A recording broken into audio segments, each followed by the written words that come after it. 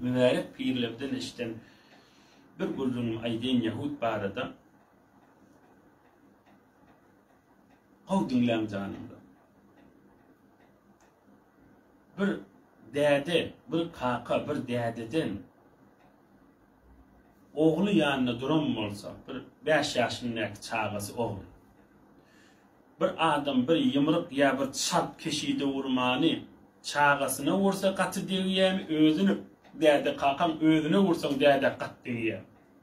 Aşkar belli oğlunu vursan kakam yürüğüne katı degiyem. Gözünün ağını oğlunu bir adam çalsa däde kakak nagat ağır düşüyor. Bir adam Yahudilere yüzüne tükürse, Yahudini vursa, Yahudini öldürse iblis öz çağasını vurun yanıp iblis şeytanı katliyyedi. Şeyli iblis siz Müslümanla çağalarınız qoğurşayanıp iblis Yahudiler qoğuryadi. Ne için? Olur bilen Huday Peygamber'in dinini yıkman uğrundadır. Allah ve Resulullah'ın emri yerin yüzünde yürüymellerlip iblisin ulurdan çağıları sorar. Qaytay deyin. Siz enecan, siz ececan, siz däde kakacanın gözünün ağını bir çağanı vuruverdirse necire?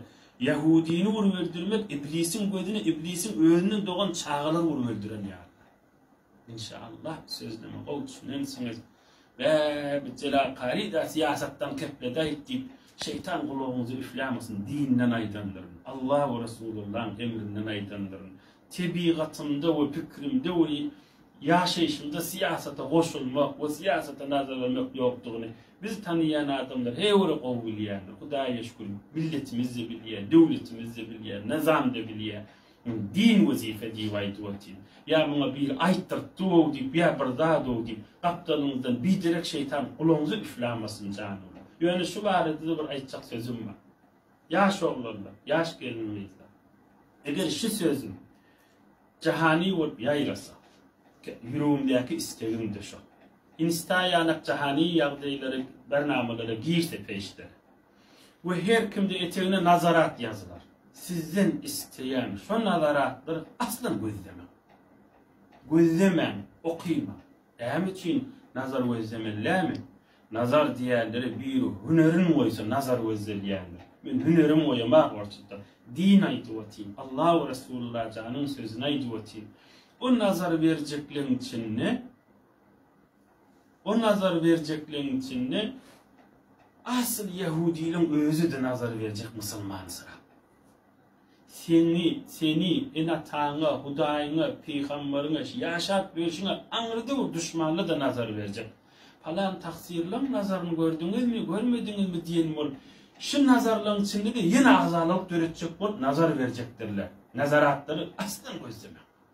Yine değil. Din Müslümançılığı ki aşikar hem de Müslümanlığın bilip duran zatından aydı o için. Ömür hüner aydımak nazarat gözler yani. Yine bir aydı şu sözlü var arada instayanak meydanlarda koyulsa aslan nazaratlar gözlemeyen. Şu nazarı verip şu sözlümden ağzalık döretecek olayan hit-har ödü olup kalsın.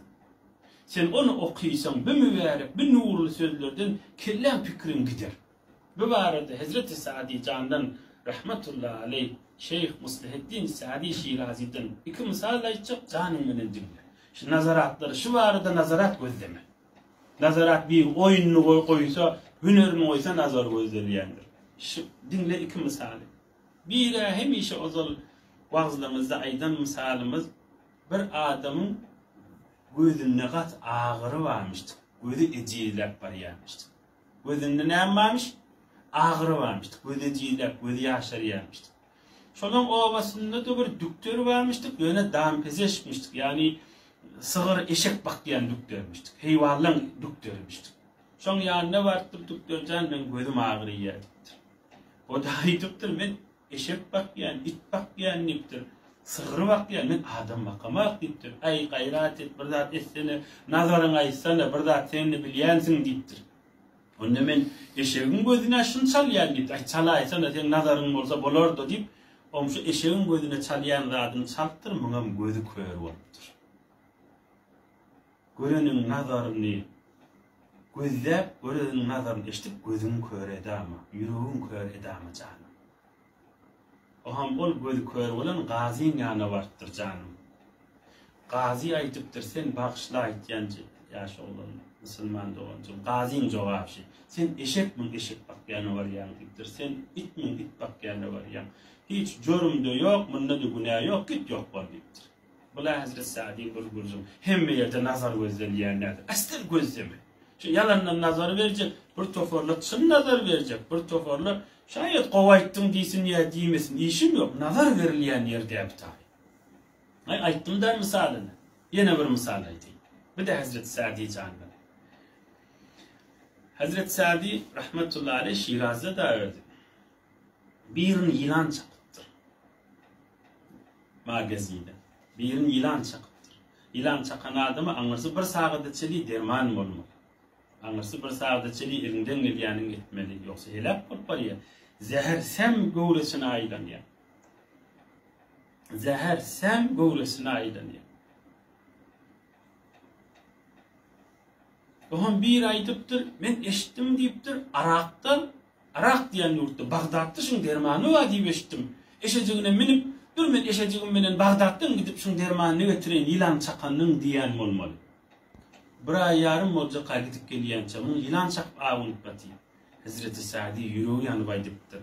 Ta tiryaq az Arak awurdy şebet, margazidi murdy şebet. Bagdatdan gidip on dermany getirýänçe bir ölüp ýatar, onu çeri çürksün bolup barýatypdyr.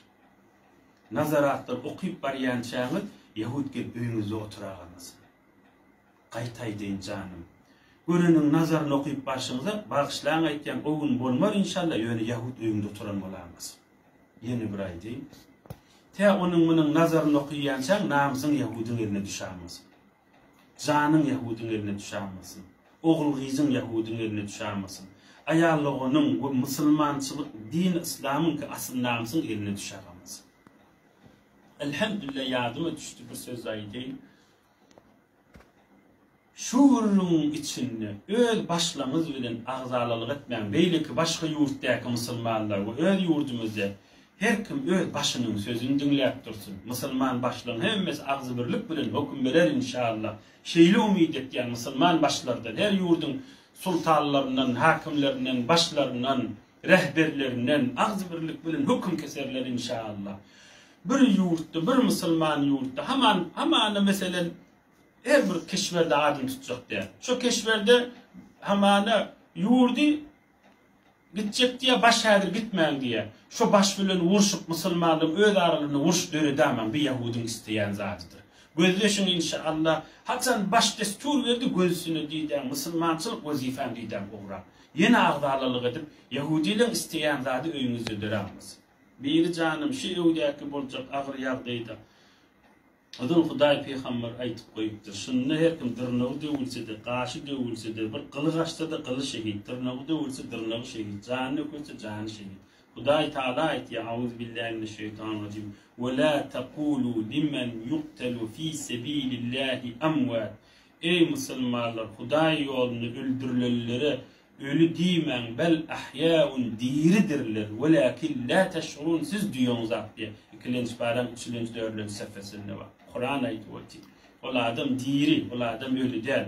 Ölü ol adam agzalyk döretýän adam. Ölü ol adam musulmanlary bir gayret etýän adam. Ölü ol adam ölü dirisiniň farkyny bilmeýän, näme üçin ýaşap berildiğini bilmeýän adam. Birim bu urdunlardan nazarat gözlemäňem, dinlemäňem janym. Bu zatları inlemese de, bu zatları bilen iş yok, bu da nazaratları okuymasın, gözlemesin.